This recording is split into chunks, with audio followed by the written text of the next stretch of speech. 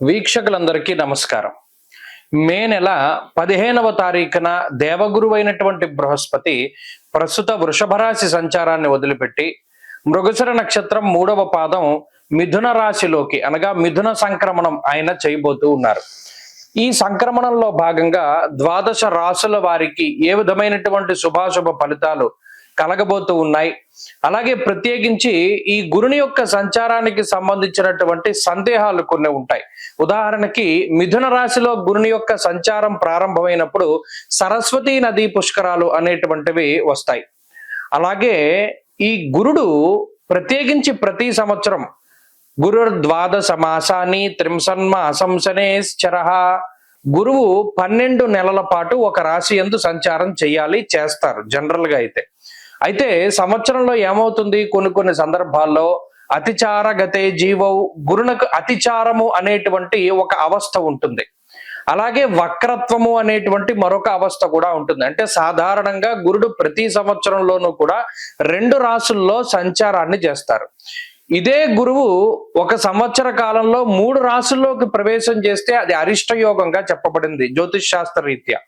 సాధారణంగా ఏమవుతుంది అంటే ఒక 9 నెలల పాటు రాశిలో ఉండి ముందు రాశిలోకి వెళ్ళి వక్రించి మళ్ళా వెనక్కి వస్తూ ఉంటారు. కానీ ఇక్కడ గురుని యొక్క ఫలితాలు చెప్పేటప్పుడు ఏం చెప్తాము, సంవత్సర కాలం పాటు ఈ ఫలితమే ఉంటుంది అని చెప్తాం. శ్రోతలు ఏం చేయాలి అంటే, ఇప్పుడు మిథున రాశిలో గురుని యొక్క సంచారం వల్ల ద్వాదశ రాశులకి ఫలితాలు మనం చెప్తూ ఉన్నాం.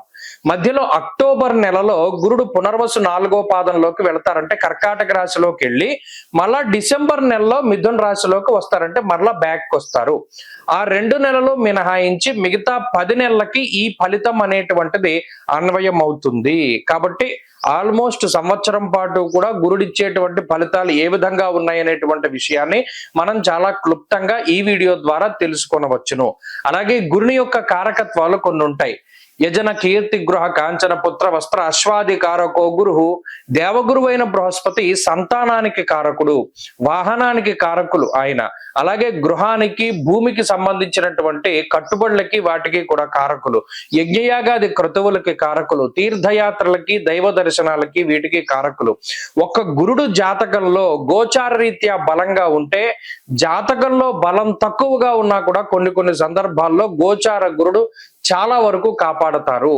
కాబట్టి ఈ విషయాన్ని మనం దృష్టిలో పెట్టుకోవాలి. గురుబలం లేదు గోచారంలో అంటే ఆ సంవత్సరం అంతా అదృష్టం ఉండదు, దైవ బలం ఉండదు, ఏ పని చేసినా కలిసి రాదు అనేటువంటి విషయాలు ఉంటాయి. కాబట్టి ప్రతి రాశికి ఈ ఫలితాన్ని మనం అన్వయం చేసుకుంటూ వెళదాం. ఈ గురుని యొక్క మార్పు మే నెల 15వ తారీఖు గురుని యొక్క మార్పు వృషభ రాశి వారికి అత్యంత అనుకూలమైనటువంటి మార్పుగా మనం చెప్పవచ్చును. గతంలో కూడా మనం చెప్పుకున్నాం, వృషభ రాశి వారికి దీర్ఘ సంచార గ్రహాలు అన్ని అనుకూలంగా ఉండబోతూ ఉన్నాయి ఈ 2025వ సంవత్సరంలో అని. దాంట్లో భాగంగానే వృషభ రాశి వారికి ఇప్పటి వరకు జన్మగురుని యొక్క దోషం ఉన్నది. ఈ జన్మగురుని యొక్క దోషము తొలగిపోయి 2వ స్థానమందు గురుడు తన యొక్క శుభ ఫలితాల్ని ఈ రాశి వారికి ఇవ్వబోతూ ఉన్నారు. నిజానికి 2వ స్థానము అనేటువంటిది చాలా కీలకమైనటువంటిది, గోచారంలో చాలా ముఖ్యం. మణిర్ముక్త ఫలం స్వర్ణం రత్న ధాతు కదంబకం యానికాని చ సర్వాణి ధనస్థాన అద్వినిర్ణయ అన్నారు. ఇది నేత్రస్థానము, ముఖస్థానము, కుటుంబ స్థానము, వాక్స్థానం, ఇలా చెప్పుకుంటూ పోతే ధనస్థానము, ఇలా చాలా రకాలైనటువంటి కారకత్వాలని ఇందులో నిక్షిప్తం చేసుకుని ఉంటుంది. మరి అటువంటి దానిలో గురుని యొక్క సంచారం, అందులో శుభగ్రహం పూర్ణ శుభత్వాన్ని కలిగి ఉన్నటువంటి గురుడు సంచరిస్తూ ఉండడం ద్వారా మనస్సౌఖ్యం యశోవృద్ధిం సౌభాగ్యం చ ధనాగమ ధర్మ వ్యయం మనస్సౌఖ్య అన్నారు. ఇక్కడ చాలా విచిత్రమైనటువంటి మాటలు కొన్ని మాట్లాడతారు. ధన రాబడి ఉంటుంది, ధర్మ వ్యయం ఉంటుంది అన్నారు. అంటే ఎక్కువగా ధనాన్ని సంపాదించుకుంటారు, సంపాదించుకున్నటువంటి దాన్ని ధర్మంగా ఖర్చు పెడతారు. ధర్మంగా ఖర్చు పెట్టడం అంటే ఇందులో చాలా రకాలైనటువంటి ఉంటాయి. ప్రత్యేకించి శుభ కార్యక్రమాలకి ధనాన్ని ఖర్చు పెట్టడం, ధార్మిక కార్యక్రమాలకి ధనాన్ని ఖర్చు పెట్టడం, తీర్థయాత్రలకి ధనాన్ని ఖర్చు పెట్టడం, లేదా బంధువులకి ఏదైనా శుభ కార్యక్రమం జరుగుతుంది వాళ్ళకి సహాయం చేయడం, లేదా ఇంట్లో ఉండేటువంటి వారికి ఏదైనా మన బంధువులకి వారికి శుభ కార్యక్రమాలు జరుగుతుంటే సహాయం చేయడం, ఇలా మన దగ్గరికి వచ్చినటువంటి ధనము చక్కగా వినియోగింపబడుతూ ఉండేటువంటి విధానాన్ని ధర్మ వ్యయము అన్నారు.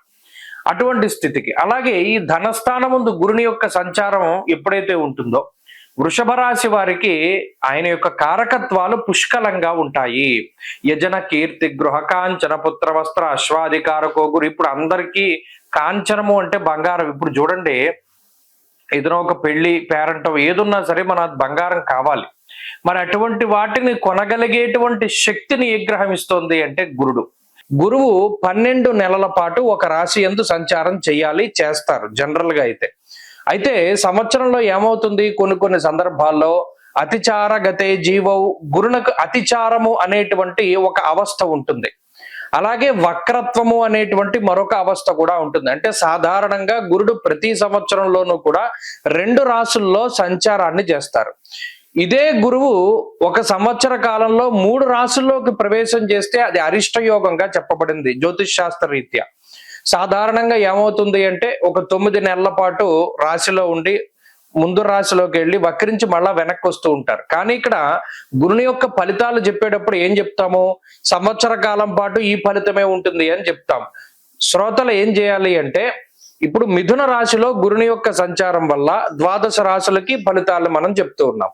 మధ్యలో అక్టోబర్ నెలలో గురుడు పునర్వసు 4వ పాదంలోకి వెళతారంటే కర్కాటక రాశిలోకి వెళ్ళి మళ్ళా డిసెంబర్ నెలలో మిథున రాశిలోకి వస్తారంటే మరలా బ్యాక్ వస్తారు. అలాగే తీర్థయాత్రలకు వెళ్ళేటువంటి శక్తిని, యజ్ఞయాగాది క్రతువులు చేసేటువంటి శక్తిని, గృహము ఇల్లు కట్టుకోవాలి, సొంత ఇంటికి వెళ్ళాలి, లేదా స్థలం కొనుక్కుని ఇల్లు కట్టుకోవాలి, ఇలా ఎవరైతే అనుకుంటూ ఉన్నారో వారందరికీ కూడా ఈ సంవత్సరంలో చక్కటి గృహయోగాన్ని గురుడు ఇవ్వబోతూ ఉన్నారు.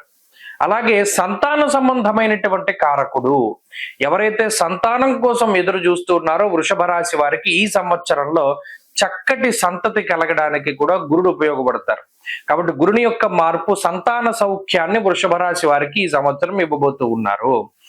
వస్త్ర అశ్వాధికారకో గురువు, అలాగే ఎవరైనా వాహనాలు కొనుక్కోవాలి, మనకి ఈ వాహనం కొనుక్కోవాలి, అలాంటప్పుడు ఇటువంటి వాటి అన్నిటికీ ఆయనే కారకత్వం కదా. కాబట్టి వస్తువులు, వస్త్రములు, ఆభరణములు, గృహము, యజ్ఞయాగాది క్రతువులు, సంతానము, అలాగే వాహనము, ఇటువంటి వాటన్నిటినీ కూడా ఈ సంవత్సరంలో వృషభ రాశి వారు పుష్కలంగా కలిగి ఉంటారు. చక్కటి ధనాన్ని కలిగి ఉంటారు, మంచి వాక్ సంపదని కలిగి ఉంటారు, మాటతోటి ఎదుటి వారిని ఆకర్షిస్తూ ఉంటారు. అలాగే దీనికి తోడు మిగతా 2 గ్రహాలు శని రాహుల యొక్క అనుకూలత కూడా ఉన్నది. కాబట్టి ఇది మరింత రాజయోగప్రదంగా, అంటే గోచారంలో అత్యంత బలీయమైనటువంటి స్థితి ఈ సంవత్సరం మే 15 దాటిన తదనంతరం కలగబోతూ ఉన్నది. కాబట్టి ఇది అన్ని విధాలుగా కూడా చాలా అనుకూలమైనటువంటి గ్రహస్థితి ఈ రాశి వారికి. ప్రత్యేకించి ఈ సంవత్సరంలో చక్కగా దత్తక్షేత్ర దర్శనం చేసుకున్న, దక్షిణామూర్తి యొక్క ఆరాధన చేసిన అత్యంత శుభ ఫలితాలను కూడా మీరు మరింతగా పొందగలుగుతారు.